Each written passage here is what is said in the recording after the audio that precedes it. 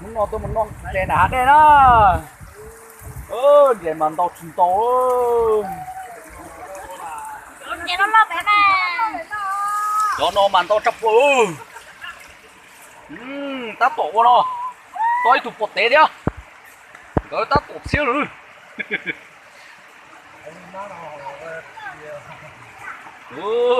mà quay tư dữ quá phải đây phải nó quay tao thêm bỏ này ngắm mồm lẩu tuôn rùa chứ ngắm mồm lẩu quật do tổ in tàn hát cha đấy tàu thịt tiền nó toàn xe cháy cháy nữa chó à chi đã nó của ta tổ chi đó nó của ta tổ nó thế à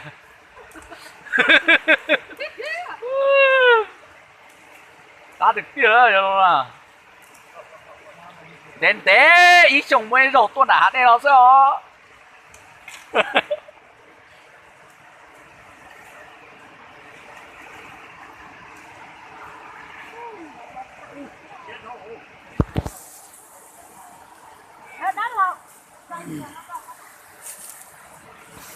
tụi nó mà lo đọc lỡ lo tiền là tụi nó chỉ cắn nó cho lo thế à cho lo nó chế cho một trò à cho con này mình nhỏ phải chế nó cho nó xài cho mẹ nó thôi à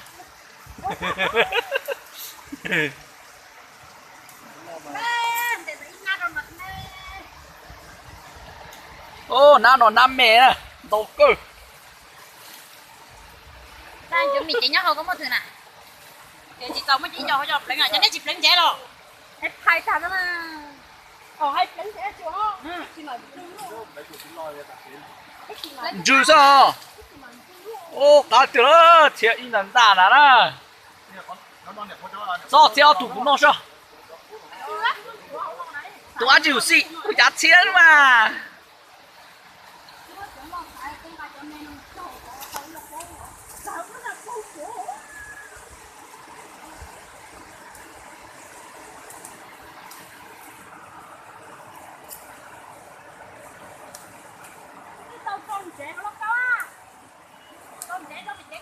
tao cho anh rể đấy mì chính có rồi tao cho kìa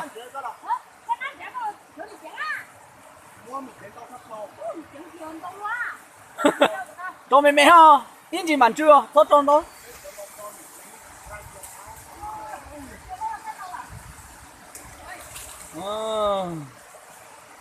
sẽ in tàn ta rồi nó chơi tủ xị xịa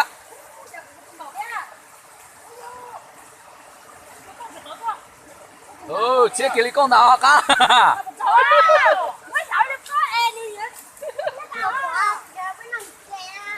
có cho phải lúc kỳ coi có cho phải lúc kỳ về đấy lúc có chế lúc kỳ nữa ít chặt chai nó tốt chính to đi lộc câu thế nào rèn cổ sư khó tư âm bao tài xỉm bao trời kiến không bao trời kiến đâu ôi giời chín quá nó nói nó đấy nó lão đâu nó chế rồi trong cửa ít tu bếp lâu chito ya gì bếp một chua linh cổ linh nữa đó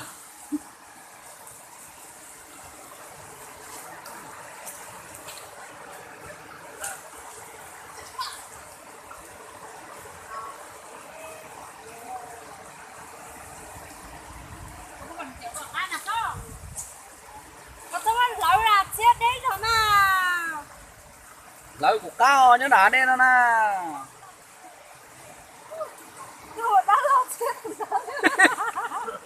trẻ trên ta nó trẻ nó trên đó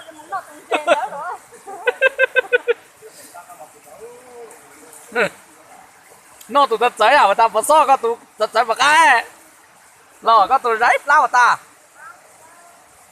đó là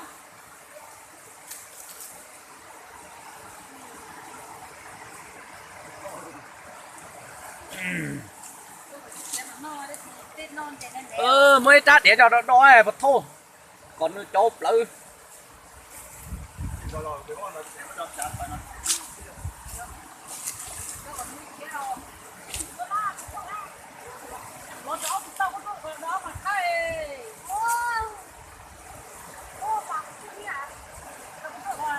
đẩy này sống đã có ra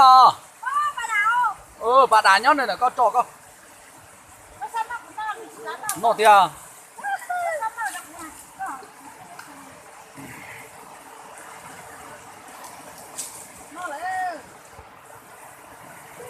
khi đã cười rồi một cái là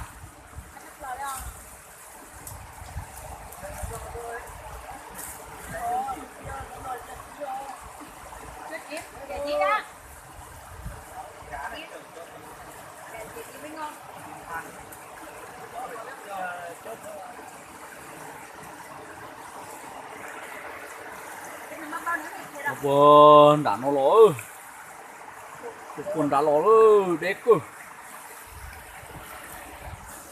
chỉ nó ta thành cái mù bè quá bè tư có hiểu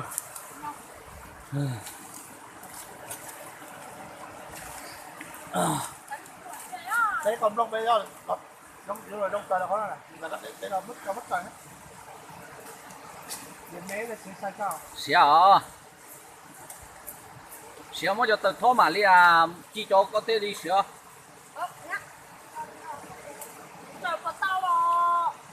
đâu cơ mà nó tới cái tuổi là cá lo cá trâu một tổ coi một tổ tiền đấy tổ ngắt lo xíu nó là con nào nè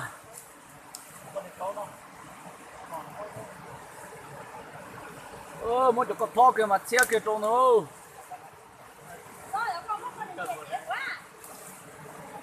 mua lọc của xe đây mua lọc quá được xe non trẻ thôi giả nó mà thế giả cá thập lửa giả nó chẳng thế nó có tứ đặt chú cho ai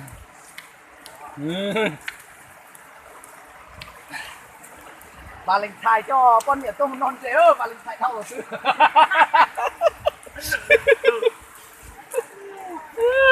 nó nói cho bà linh thai tụi mình nhỏ lắm sao ô gì ô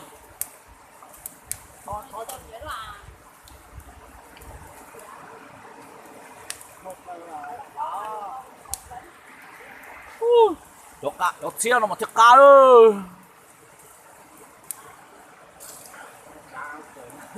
đúng rồi này ngon ăn kiểu này thì đua say lắm đấy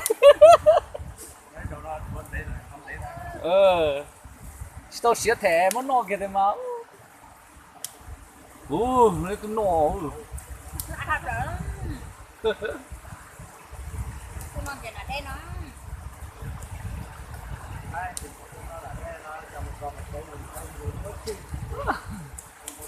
nó chỉ lạnh ơi mất cho mà để tên rồi nó tên là tộc sai á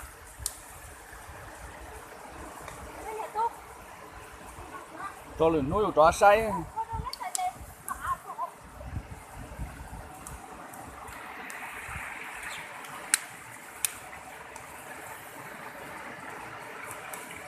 ô tụi nó xỉa đâu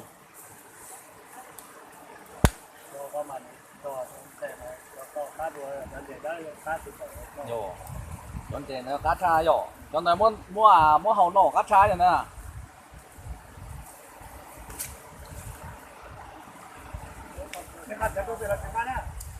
theo đấy ở tụi mình nhỏ cá cơ mà này ở tụi mình nhỏ ở tụi mình nhỏ ta tỏm bồn chế á đi là ít bà cơ chỉ ta tuột đi kiểu trả hư kìa sao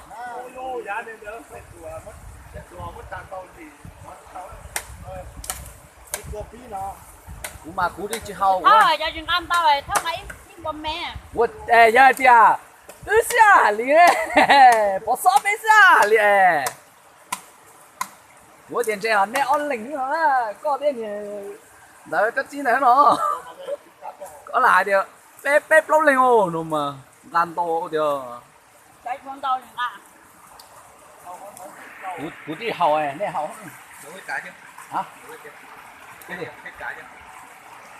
Rồi đấy. Rồi, cá. Nhiều đấy. Còn rồi. Không ăn hết đâu mà đi về.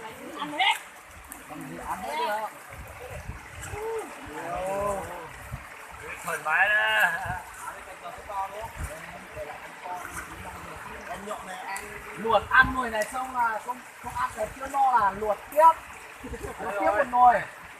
Đấy, luộc tiếp tục luộc một nồi. Đấy. vào cái nồi kia đi. Cho một tí Không vào. đủ thì tiếp tục luộc. Đấy gì. Ngon chưa? Có 7 cân nữa nhỉ? Ừ. Còn tiếp tục làm đi. Ô, nó sẽ bỏ cả bỏ xô. Dạ. Ừ. Ha, quay cái nó. Tôi giờ tháo non chè nè. Ô, cá Nó chớ. quá. Lúc nào mà con chè non chè nói là con chè lo thằng bọn nó nè. Nó tùa tung chè lánh liết từ nè. Thì tháo mà dùng tháo sập lỡ. Ô, cá tướng. Cho nó là cá chớ cho lên nào. Cho nó cá chớ tu. Tôi phải non chè nè đeo. Nó tiêu mùa thế rồi gì tuần nó. Mùa sao đấy? Không sao mà. Tôi mùa thế rồi gì. Bây giờ cho nó bên lên ơ. Non chè đeo tụi nó nữa. nó nói chuyện bà ta nói chi hả bây giờ Bây giờ nào có chú nói tao xỉa nữa. Tôi nói cho xỉa.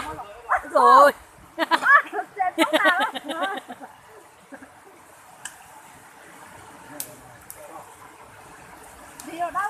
Để thế chỉ chiếm ăn thôi. Cái gì thon nó trẻ đó. Tụi nó mà ăn được cá không? Bốc chi đứng chia cho coi nó chả cá nè. Anh nhà cũng xỉa vào cá hả? Cá tương. Nó là hạt đêm mà cá tương.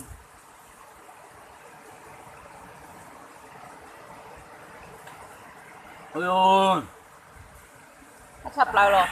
Cá tương. Cá ia. Này chỉ phải cho quả cá ia. Nó đi có tí limo, cá mò. Cá chỉ bảo tụi nó mà cá sao? Đừng có ăn không hả?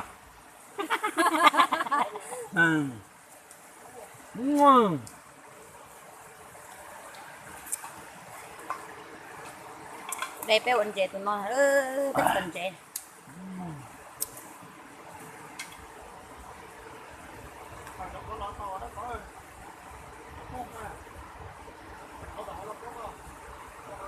bỏ nó không lắm cái chạy vô làm cái gì vậy hả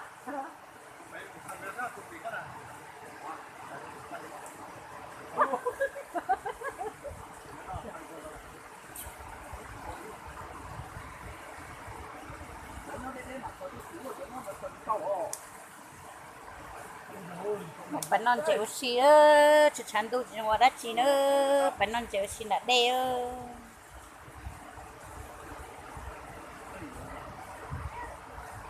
Không cho mấy cho bảo xí non chè xí nữa.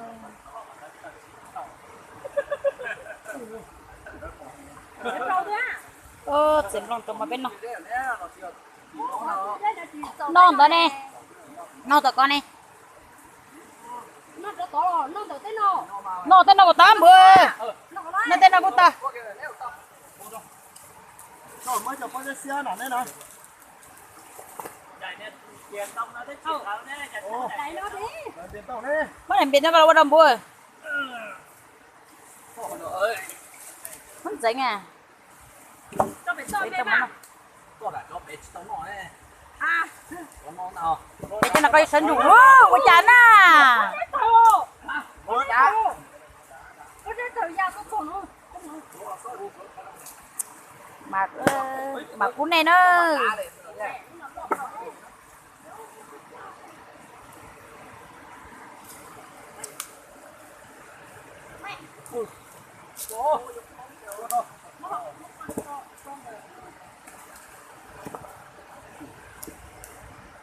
hay đi ạ khi mà nó hay đi ạ nó sẽ rồi chỉ gặp phía này chỉ lúc nào chỉ bé chỉ đâu rồi chỉ gặp phía cái điều rồi Phía chỗ nó đấy. Mình bo kiếm cái cho số này. bà đi học qua rồi Mà số đĩa học qua nó câu ha. Cho này nó đừng có nói cho chị liền. Này nó qua đi. có bánh chè rồi có chón vậy mày chén này coi cũng thì tới bóp món nào có đấy mình nè nó bóp món nào có tôi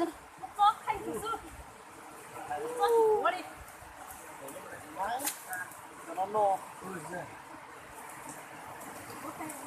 non rẻ nó đen nó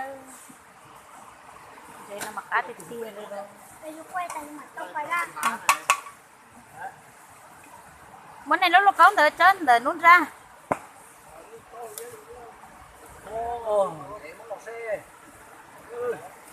có tính đi bó nào có này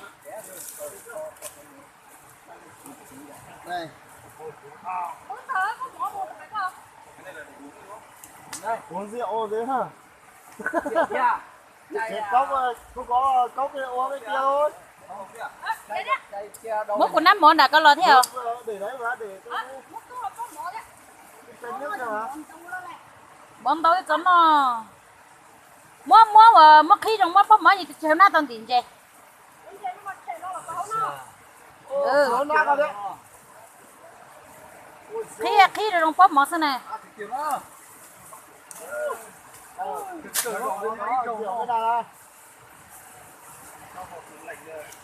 móc bóp món món nó cả chè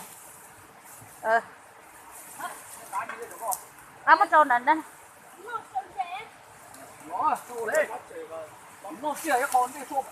nói non chè đây anh ăn đi Đứng không được, người không được. Rồi. Ăn cái nhờ. non chè ơi Sao mua họ có ở đây bò chè ha, rồi cái bò chó nó này. Bọt trời con bọt cho nó nát rồi. Chưa. mày sao mà bóp món tụi con là nó hả Anh không uống rồi. Bác trước. Thường rồi. Ô nó mỏng rộng rồi mà tiếc rốt sai đó non chè à. mà chua xí lơ cú nè Nó kêu là nó mỏ rau nó mỏ chua nó.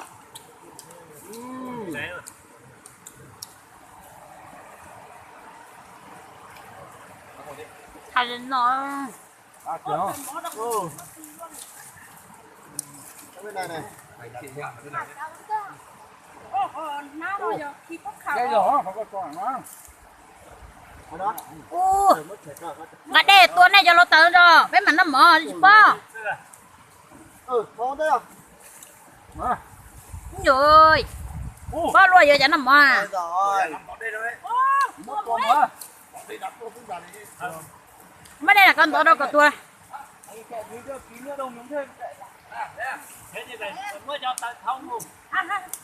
Cái chỉ cho trẻ xía đấy. chị tao của tao Tóm rồi. Chạy đi. Ha.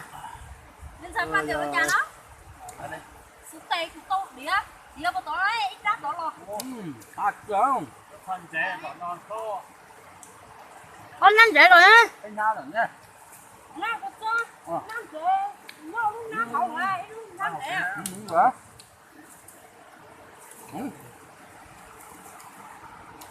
đây bún nó một chua Như cậu con nó mà chả. Chú ăn cái này kém vào nè. Này ăn nó. Đấy, Gói cho cháu nó số đĩa 2 là 2 hai là thứ. cái này kém rồi. Nó mới là nó mà cái chua có sập rồi. À. để chua mà hủ thao nha bà trẻ để chị phụ nữa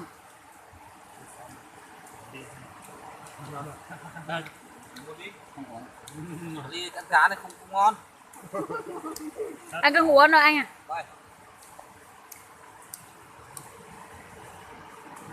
vì nó thì đây tua à Đây có cái hang.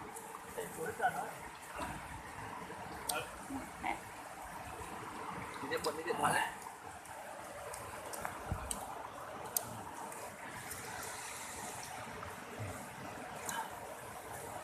Wow. ngon thế nhỉ. Cô ăn tôm tôm thế nào.